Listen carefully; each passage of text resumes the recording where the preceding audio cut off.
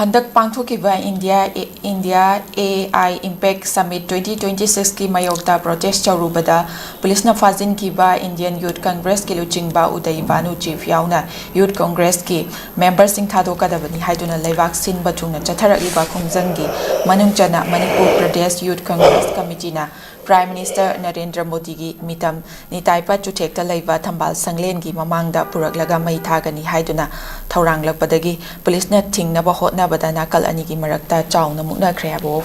wafam jineuza maruoine Youth Congress na thambal sanglen gi mamangda Modi gi fizi mai thana ba hotnarakpada police ka muknaba gi pauduneza leiriba issue sida kamaini yengbe sini moi gi claim and unclaim haiduneda kasuk thoina aikoi di sai se yamna ai di serious hoina logde maram di hari ba pochina Congress na hari ba puthori bu waduna kayam sumbano government na tori ba thabuk na kayam lanbano haibudo masi moina people the tori ba my convincing level do aduna lepakane ko maradi moidi they are all political parties gangtani aduga handaki AI summit ta tori ba pot adudi BJP na tawwa natra Congress na tawwa ni haina lawwe yaro Government of India na tawwa ni en lawgadamne party ki program na teba Government of India ki program ne ko aduna maduda Government of India na tawriba program ado moina hairi sileba ki oba isa tahli sini China na sabaro khara du tawra taw khoi potential utte kote haibagi pot lomda moina haibane ko Congress na hairi se aduna adu haibagi pot adu da hairiba potu Ladiba government aduna madu justify to ngambra ngamdabra aduga maduna kari ka mai to buno khorpuno haiba mayam singa se government gi ladiba mayam singa sine agency mayam singa soidana madugi keno ma tawrakani aduga tawriba pot adudaida miyamna kayamna satisfy oi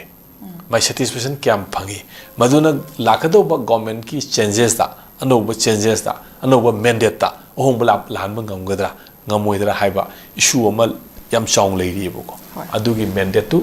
Congress na pami sisu aduni magi leiri ba ozi BJP na pai balenga asi moina amu hairi ba adugumba mayam sing aduna maram kana people da convince ro kan sideda BJP na pai da dis main tawre Congress na pai dis main tawni na haraga moigi lan ma thengna jabu wanida hairi ba policy ni ko adudeda lenga ki leriba pot amana Prime Minister gi mai thani khoni haibusidi irang ama provoke tawbunina madu police na kaina magi lokopam topa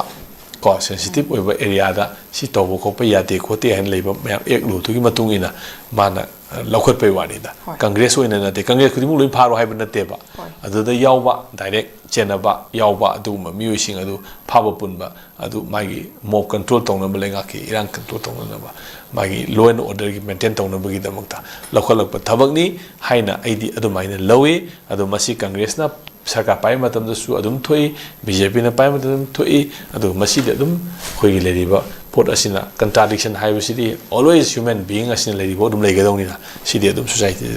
adum thokani na idi smain tamse right thagachiro